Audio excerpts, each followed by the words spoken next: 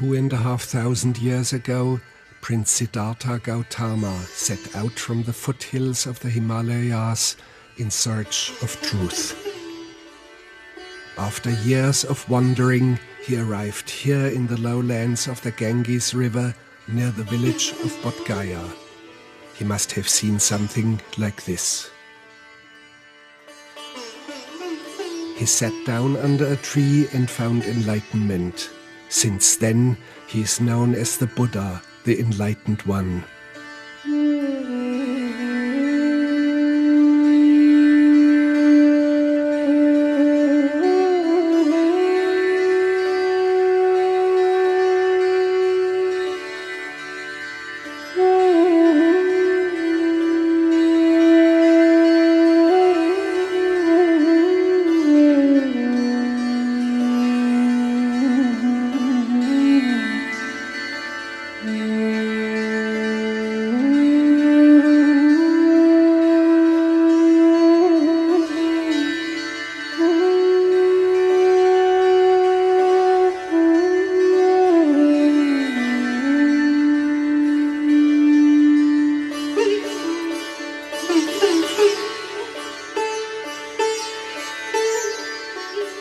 For the Buddhist world, this is sacred landscape.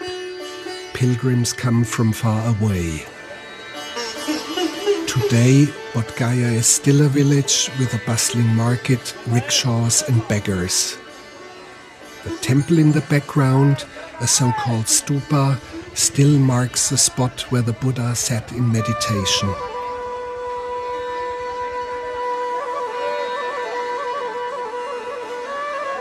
His Holiness, the Dalai Lama, called the Buddhist world to this place for the celebration of the Kalachakra initiation. This ceremony is held infrequently, roughly every 2 or 3 years at one chosen place. 500,000 pilgrims followed the call. It is the most eagerly awaited event for the faithful.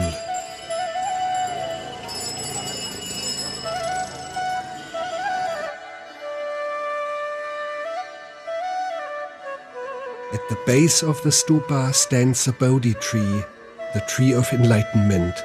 It is the 5th generation of that very tree. Monks gather under its branches to prepare themselves for the ceremonies.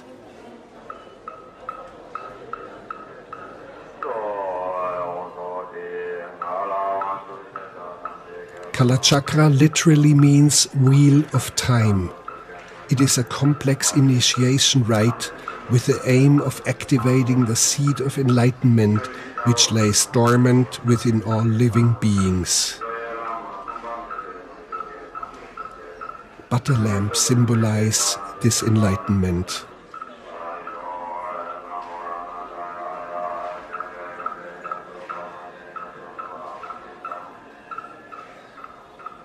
The central ritual revolves around the creation of a picture made of colored sand, a so-called sand mandala.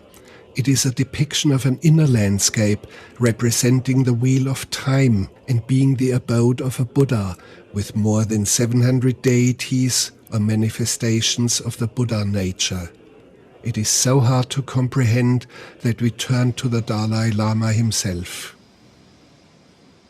The sand mandala is highly symbolic, very hard to understand for someone of Western culture. Do we have to understand it as a blueprint for a 3-dimensional structure? As if it was not just a flat surface, but three. Yeah, that's right. Then, of course, these paintings, mandala is a form of painting. Now, in this case, by sand, that actually the reminder of our visualization. The actual mandala is at the first you meditate on emptiness or shunya. Then that very mind which completely absorbs into the ultimate nature, now that become or transform into physical world. So this is a mandala in the form of mandala, and with deities, more than 720 or something. I can't remember now exactly. Too complicated. So all these deities at these different places, all this is symbolized of the particles of our body as well as cosmology, like that. So the main thing is visualization, not external mandala, but internal mandala, some visualization. The color chakra is comprised of teachings, prayers, the building of the sand mandala, and the initiation itself. 500,000 of the faithful will join together for the next 10 days and 10 nights.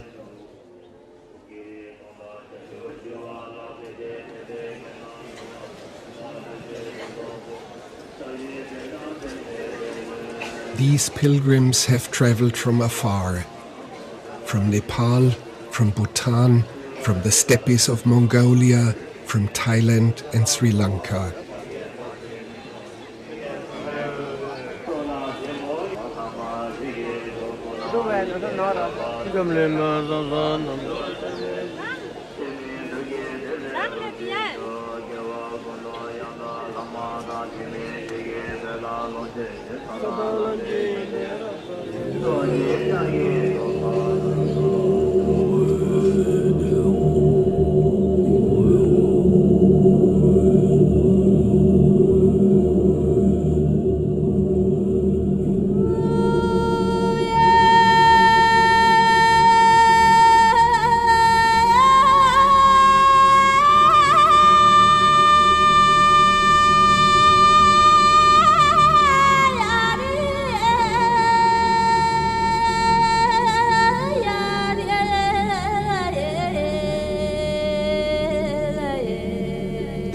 Thousands of miles on trucks, and many of the pilgrims from inner Tibet on foot.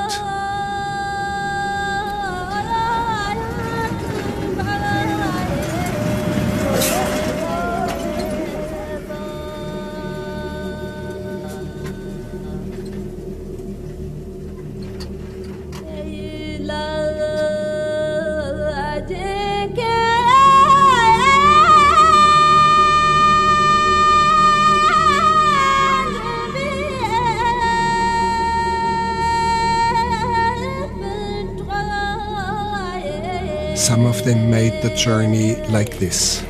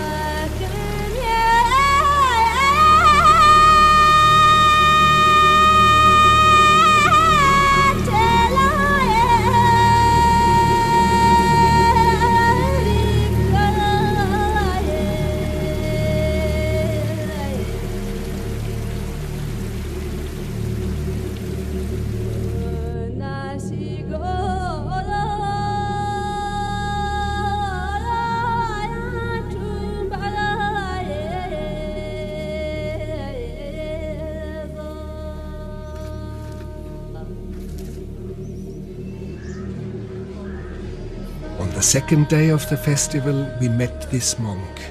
He had traveled in prostrations more than 3,000 miles, all the way from Amdo province, far beyond the Tibetan Autonomous Republic.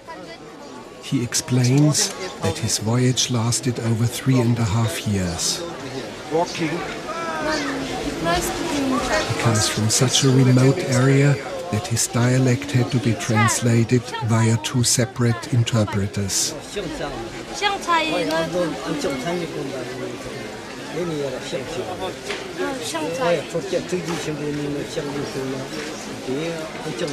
Along the way there was heat and hunger and thirst.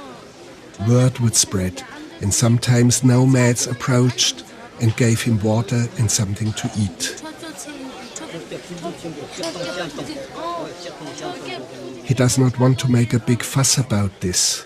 Yes, bones on his hands had grown nodes, even though he protected them with wooden clogs.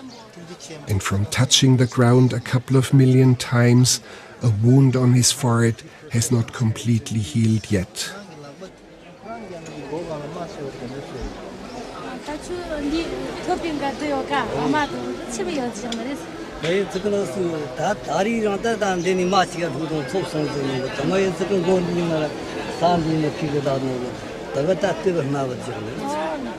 What about the distance?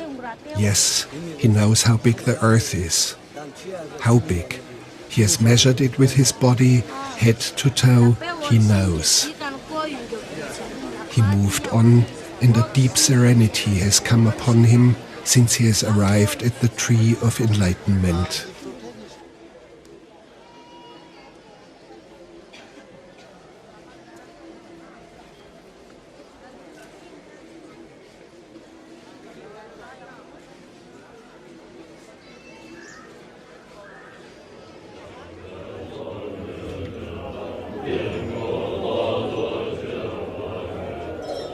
There is a specially enclosed area set aside for the creation of the sand mandala. This is the surface on which it will be laid out. First, the empty space has to be consecrated.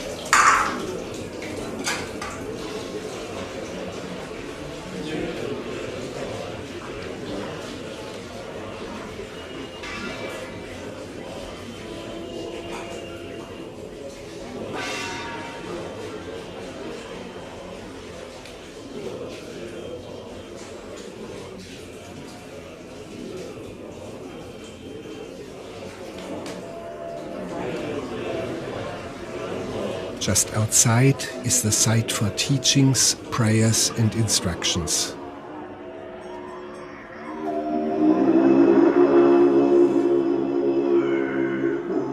High-ranking lamas preside over it.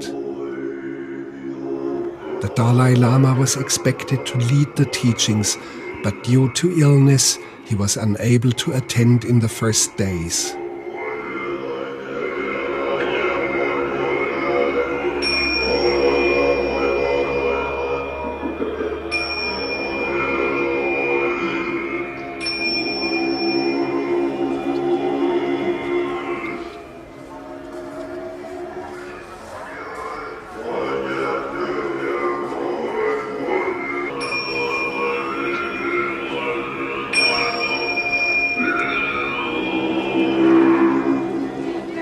Back at the stupa, only a quarter of a mile away. This column attracts pilgrims who believe it gives off healing powers.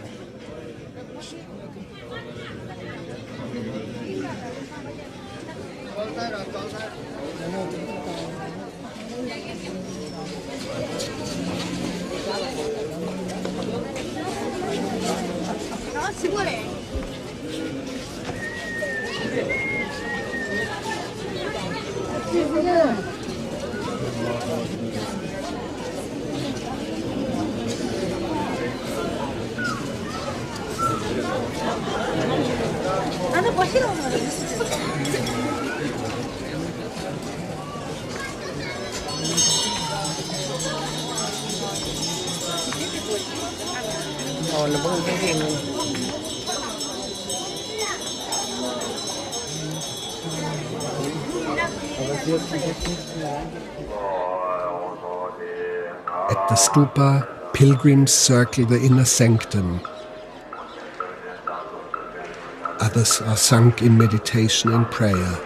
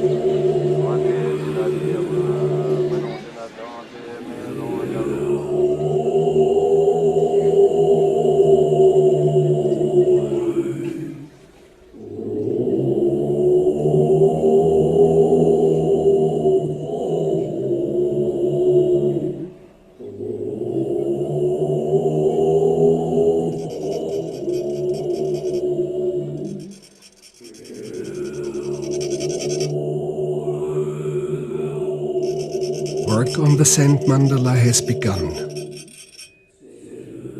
Normally, the Dalai Lama would lay out the first line, but as his illness continues, very learned monks have to proceed without him.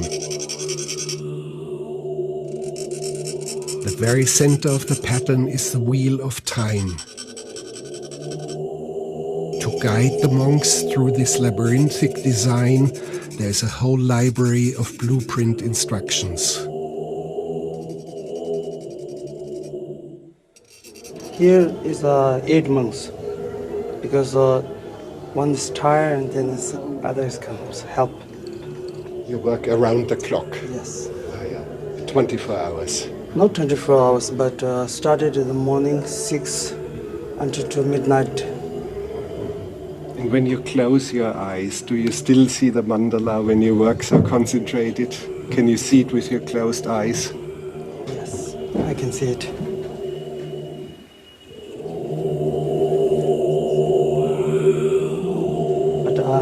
I can't show you how it's vision, you know. It's thinking.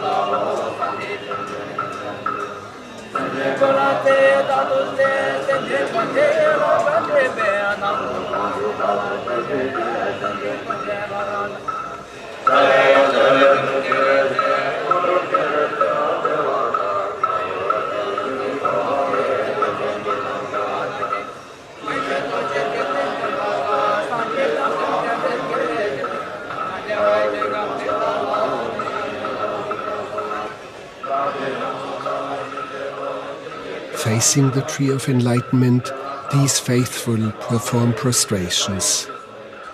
Their goal is to do it 100,000 times, which will eventually take the fittest ones about 6 weeks.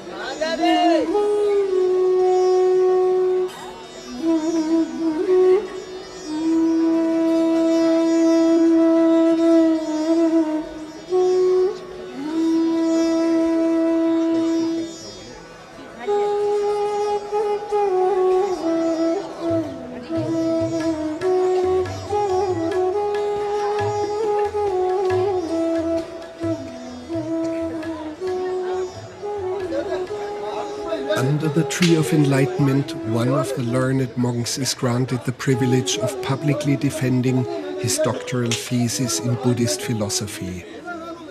He is the one seated to the right.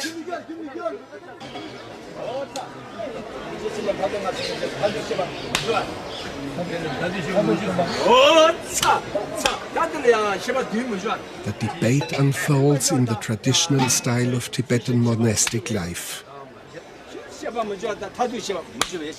This argument is about the two aspects of reality, the functional reality of our everyday life and emptiness, which is considered the final reality according to Buddha's teachings.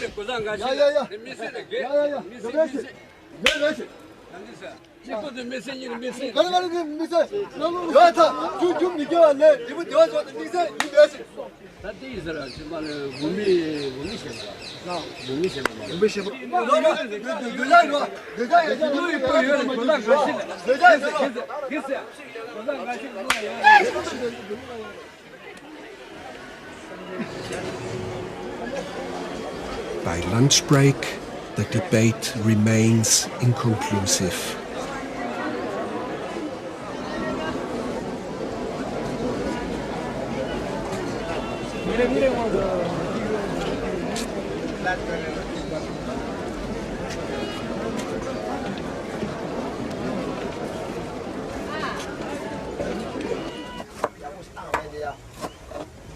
In the sprawling tent cities around Bodh Gaya, monks do kitchen chores for their brethren. They take turns in these duties.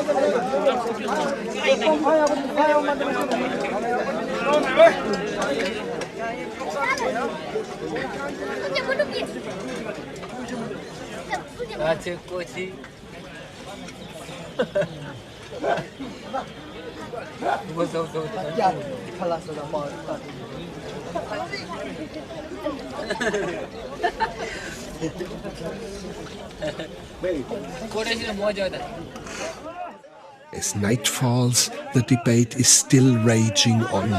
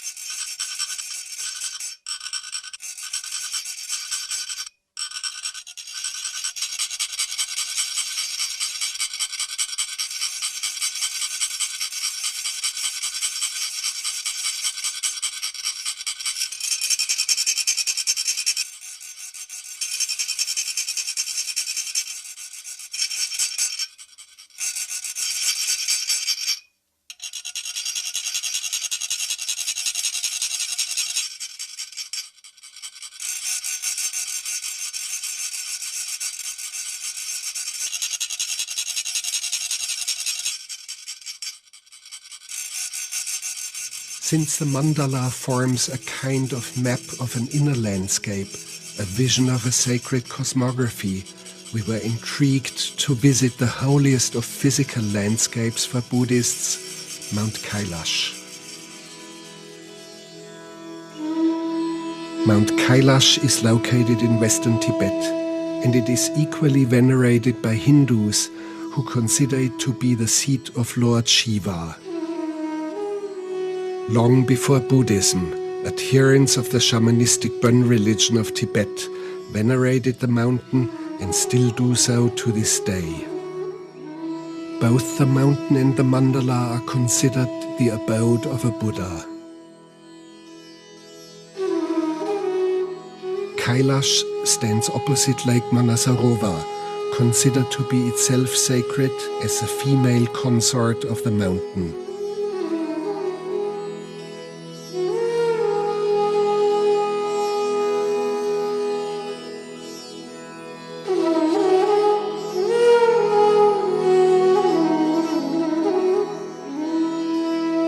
The Tibetans call it Kang Rinpoche, which means precious jewel of the snows.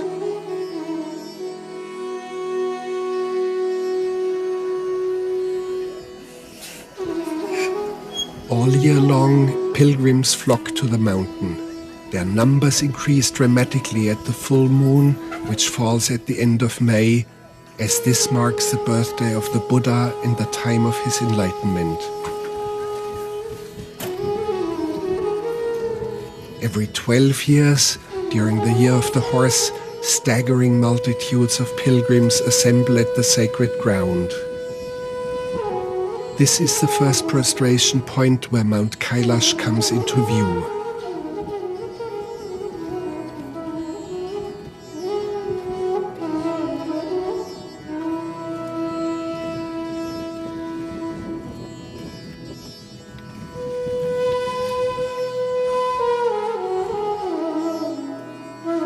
Without the comforts of Western travelers, they arrive on open trucks.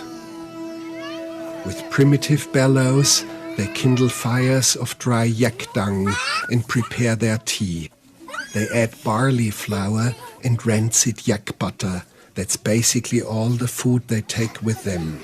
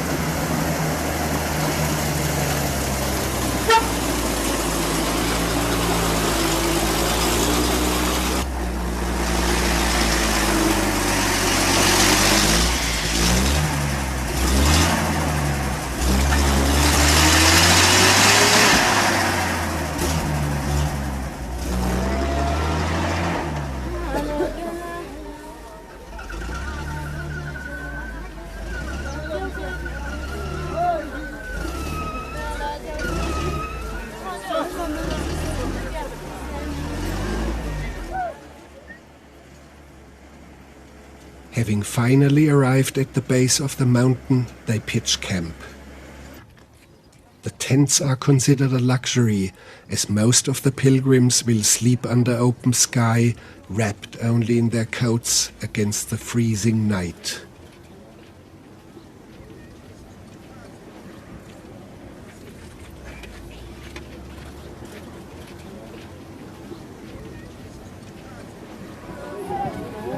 A day later, they proceed to the Sakadava festival. The culmination of this festival is the erection of a towering mast which will hold strings of prayer flags.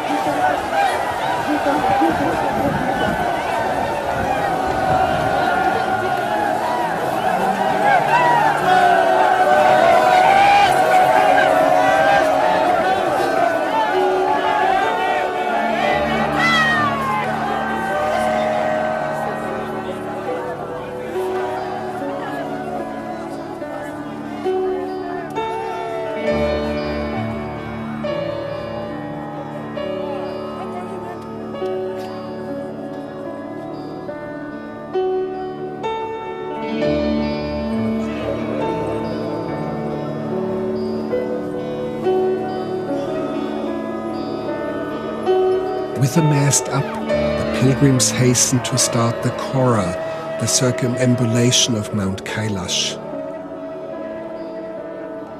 They trek around its entire base, a voyage of 52 kilometers. The Kora will take them 3 days at an average altitude of some 18,000 feet. On the second day, they must cross a pass which is almost 19,000 feet high.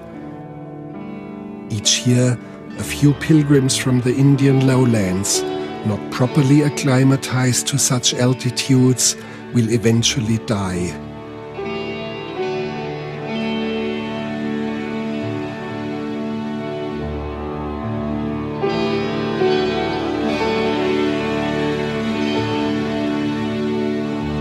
This year, during the Year of the Horse, the faithful are rewarded for their toil by 12 times the respite of bad karma for the benefit of a future reborn life.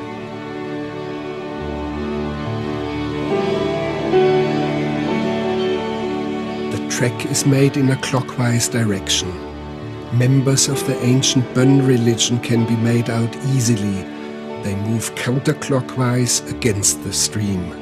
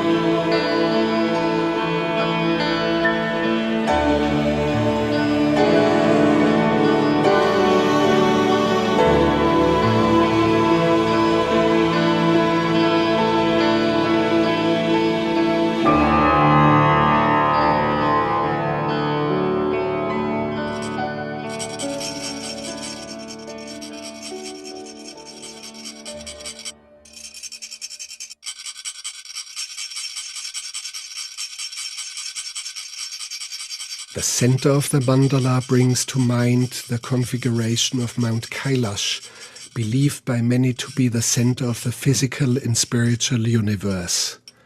We asked the Dalai Lama for his views on this. But then is a question whether Mount Kailash is the center of the universe. That I don't know. Each country, they believe, you see, their own country is the center of the whole universe. I think that's very true. I think ultimately, we ourselves, one individual, that is the center of the universe. So for me, this place is the center of the universe because the conception of the whole universe come from here. So therefore, I'm the center of the universe. So similarly, your case, you are the center of the whole universe. Thank you. It makes me feel very good. I shouldn't tell my wife. Your Holiness, what would your dream be of an ideal world?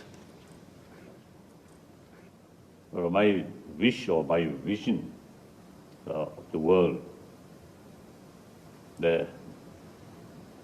of course, more prosperity, more equal. That means less sort of gap, rich and poor, and all sort of environment clean, pure. And then people, mainly human beings in this planet, truly live as a genuine brothers, sisters. All religion carry the same message of love, compassion, forgiveness, tolerance, contentment, and self-discipline. I think we need these qualities of a human being, irrespective whether you are believer or non-believer, because these are the source of our happy life.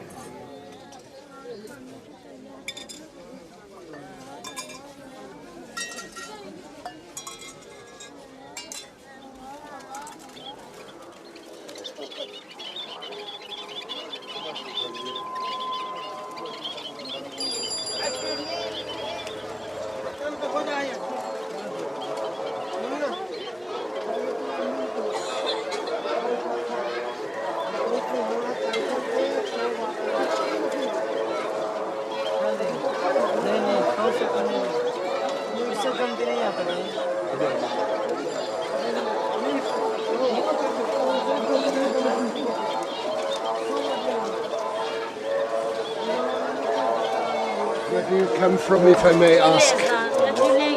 I'm from Mongolia. And why do you release the birds here? Because all living beings are equal. All creatures have a right to become a Buddha. But to become a Buddha, you have to be free. Om Mani Padme Hum.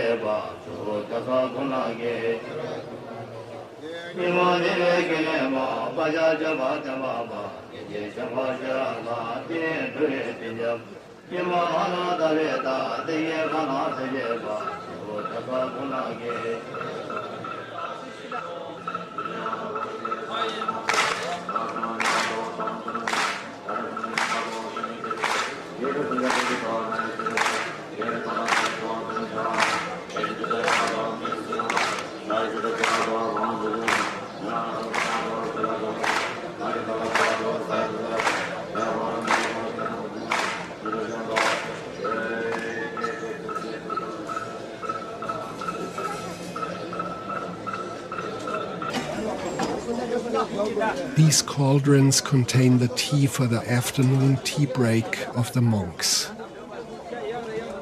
Eager young monks scramble for the honor to serve their group of elders first.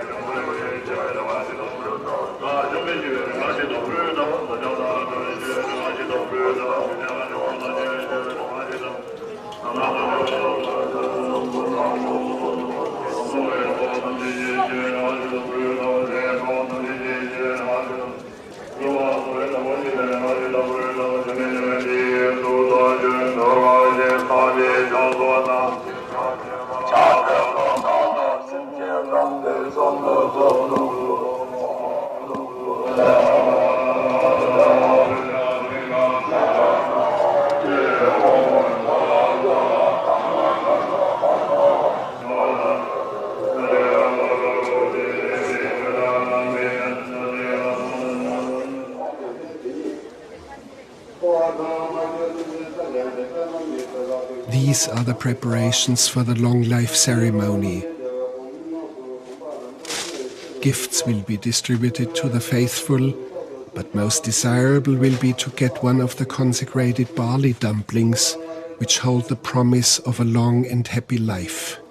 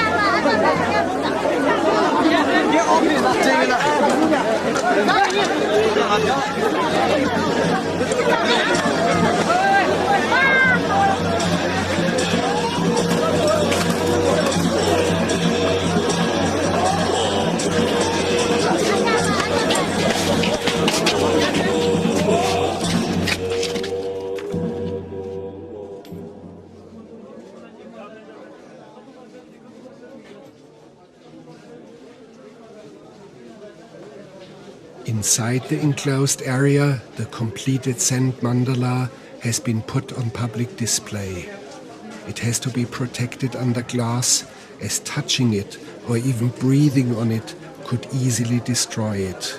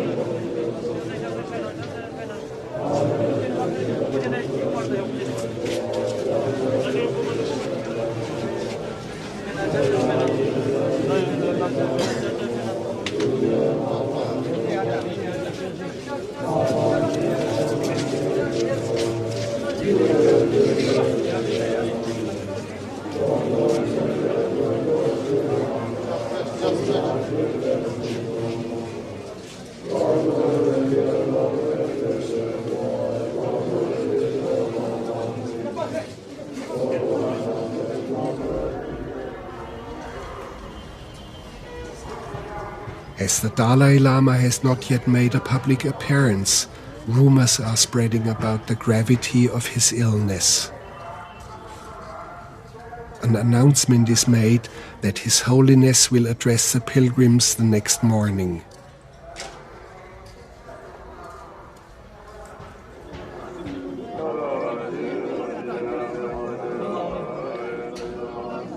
Starting at 3 a.m., hundreds of thousands line up. The queues stretch miles off into the distance.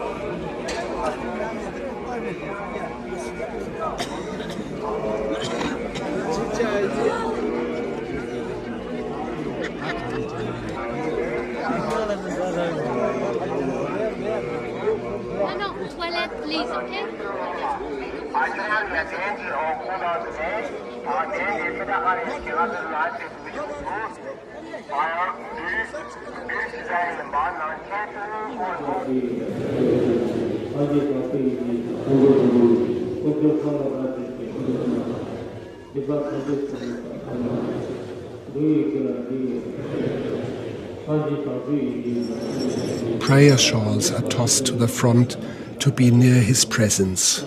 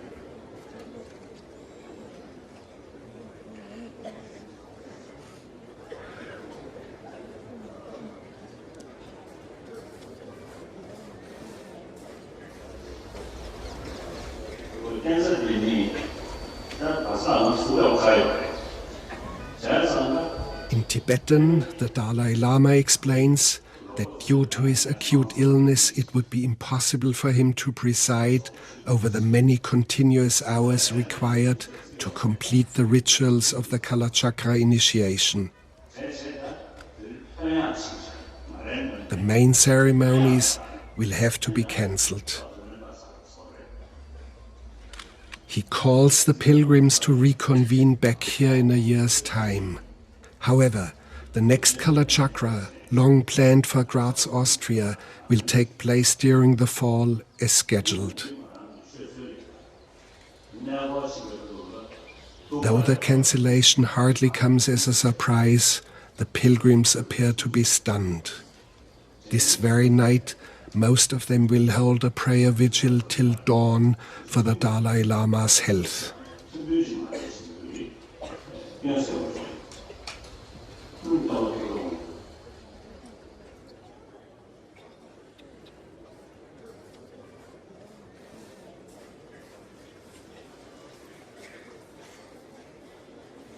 He seems to want to say something more, but in his anguish at disappointing so many who have traveled so far, he falls silent.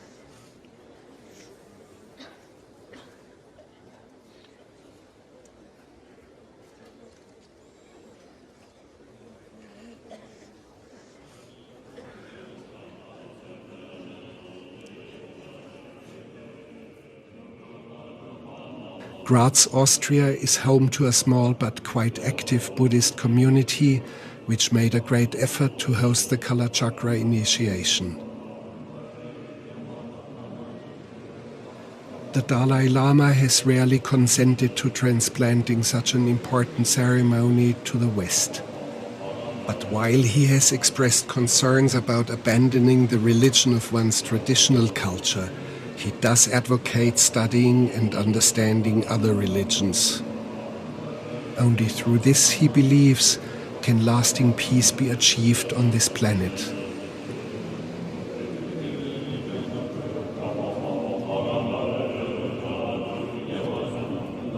The staging place is the recently inaugurated convention hall with a capacity of some 8,000. Though jet-lagged, the Dalai Lama is back at his genial best.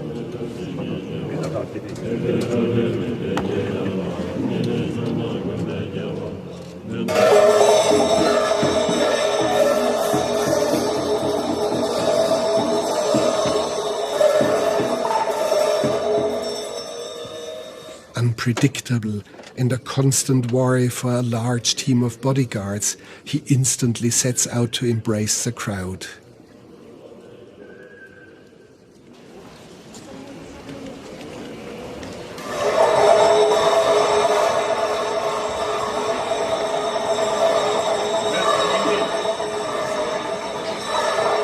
Yes, Indian. Very nice.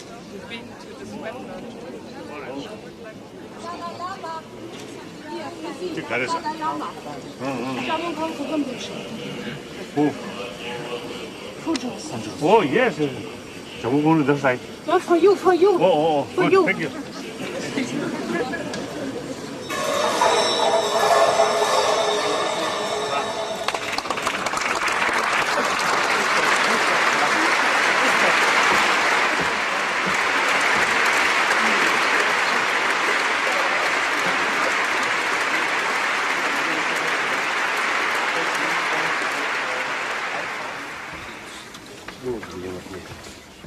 What the Dalai Lama was unable to do in Bodh Gaya, he performs here,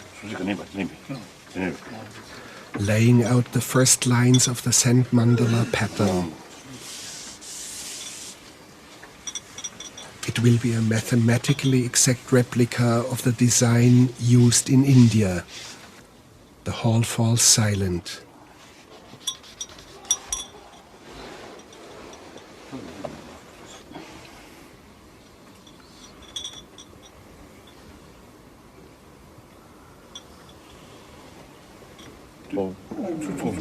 어머. 就是没有痛苦，就是这个重，这样子的就。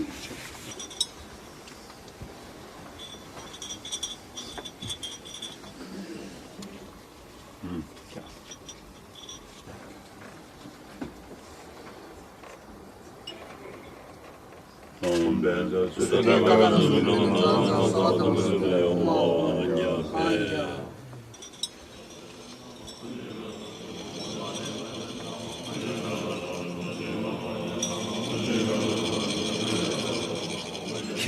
the Dalai Lama exercises his full role in leading prayers, teachings, and the creation of the mandala.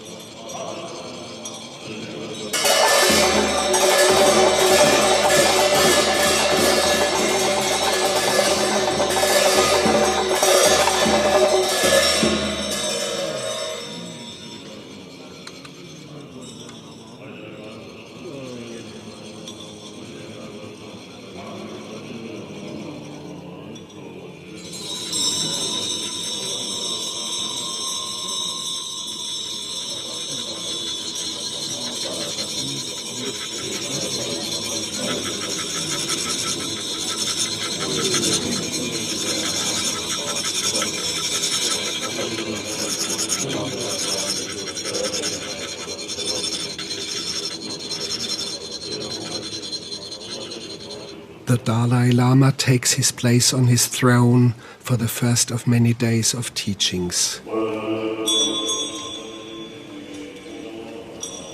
This man caught our eye as he had been allowed into the seating area of high-ranking lamas. We learned that his name was Takna Chigme Sangpo. A former school teacher, he had been a political prisoner for many years, recently released due to international pressure. Only 2 days ago, he had set eyes on the Dalai Lama for the first time in his life. How many years did he spend in jail, all in all?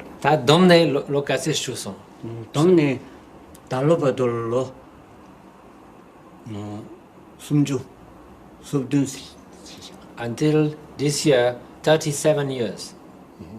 And he kept accumulating prison term after prison term because he was still demanding free Tibet.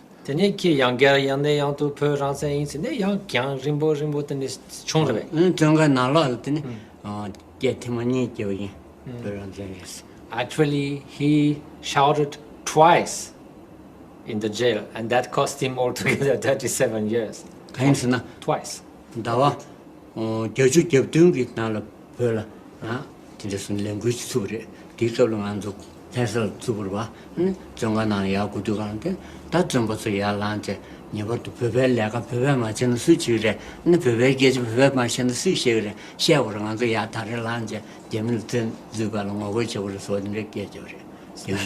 87, he said, expressed the view that if Tibetans don't do their Tibetan activities, if Tibetans don't speak their language, who is going to do so? So he inspired all of the prisoners to stand up and tell that in the face of the Chinese, and he was the main one. So then his sentence again got extended. Yeah, another 15 years or so, all in all, until he was freed. Is that correct? In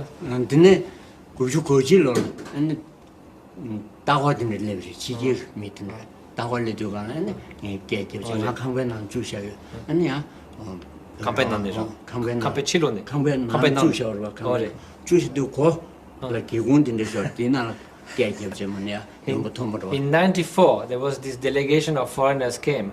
He was put in a room so that he would not appear, but he managed to shout through a hole in the wall, again, free Tibet. And for shouting through a wall to those people, he got another extension. How many years? What does an extension mean? Yes, sure.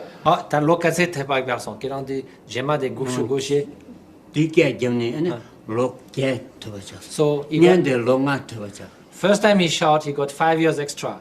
Second time he shouted, he got 8 years extra.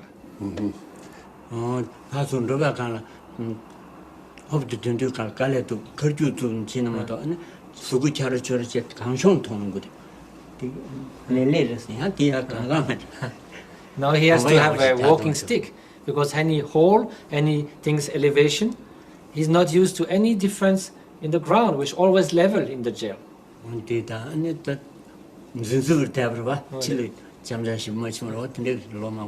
So because he could hardly go for a walk anywhere, so the whole when he starts walking around, it's like a foreign world for him. Only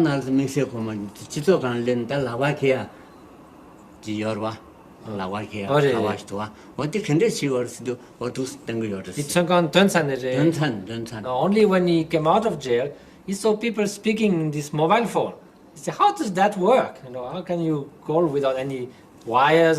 And so they explained him, it goes to the sky, bounce on a star and come back. So he understood the idea. And his eyesight is not very good. How did it happen that he saw the Dalai Lama, His Holiness, for the first time? Please describe it to us.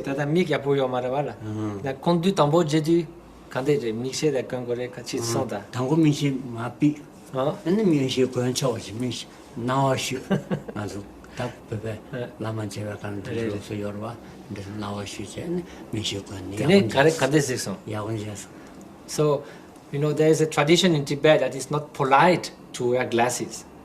So, by respect, he first took them out. But he could not see very well His Holiness, which he had been hoping to see all his life.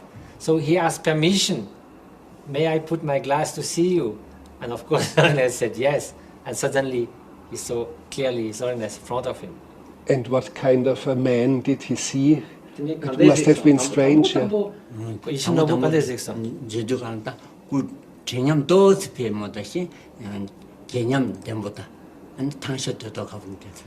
saw him like a very youthful. That was his first impression.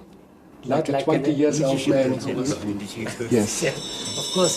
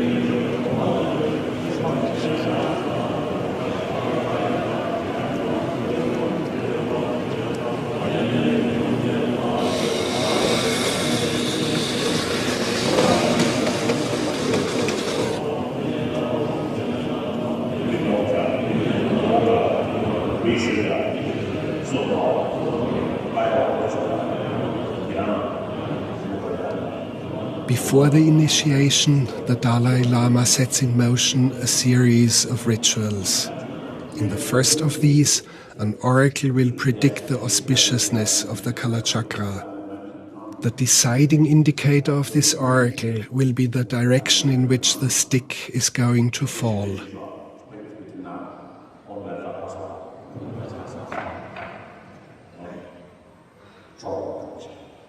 The only Western layman having the privilege of acting in this oracle is Manfred Klell, the head of the Graz Buddhist group.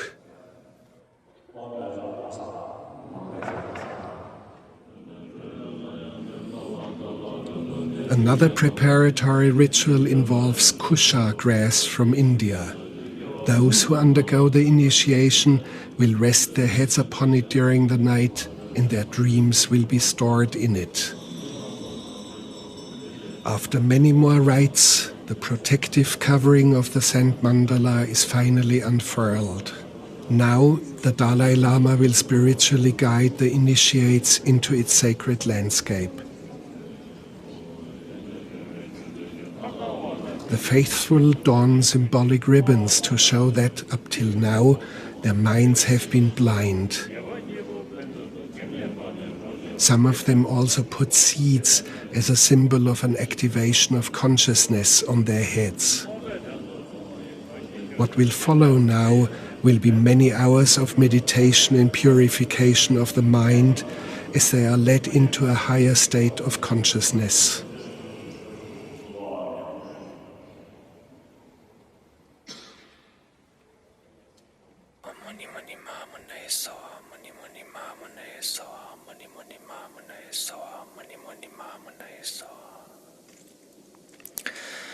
Mani mani mamane soha, mani mani mamane soha, mani mani mamane soha,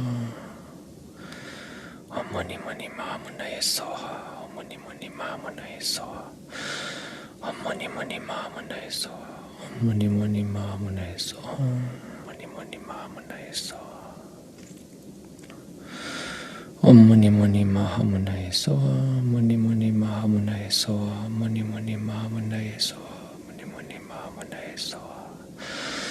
Chanchukchim chorim bochi ma kepanam ke kyoche kepanyam ba me batangon ne gontu perwar sho. Chanchukchim chorim bochi ma kepanam ba me bayangon ne gontu perwar sho. Chanchukchim chorim bochi ma kepanam kepanyam ba me bayangon ne gontu perwar sho. A culminating spiritual event, invisible for a camera, thus comes to an end.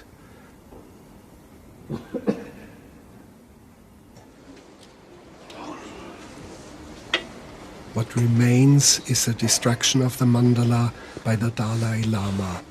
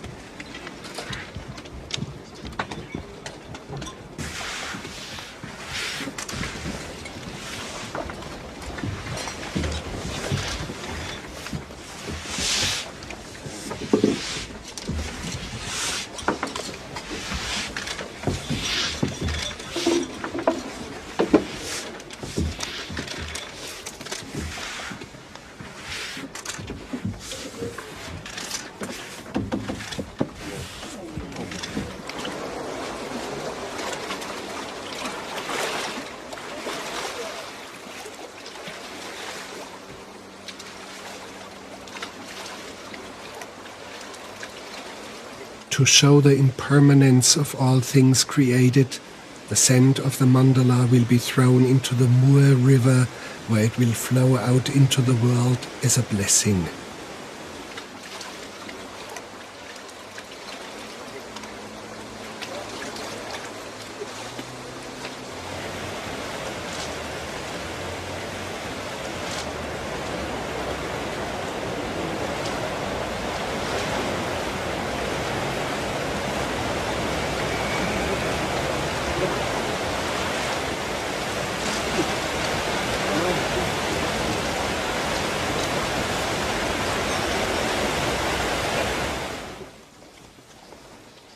With the sand mandala dispersed and the Dalai Lama already out of the country, a lonesome bodyguard remains on duty, apparently not called off his post.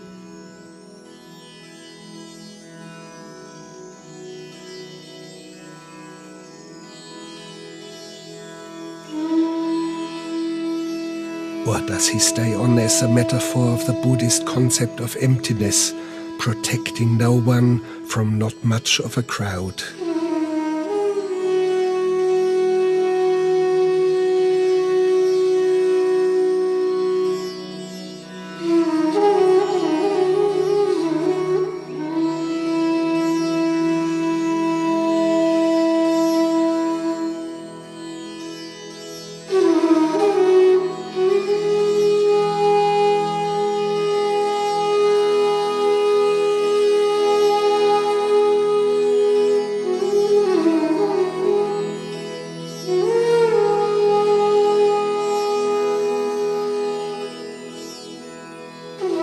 Time in Bodh Gaya, a similar image.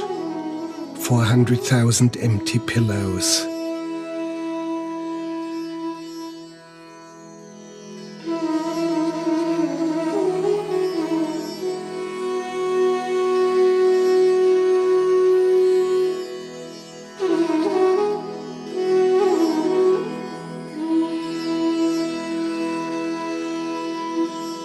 And then there was one, still sunk in prayer.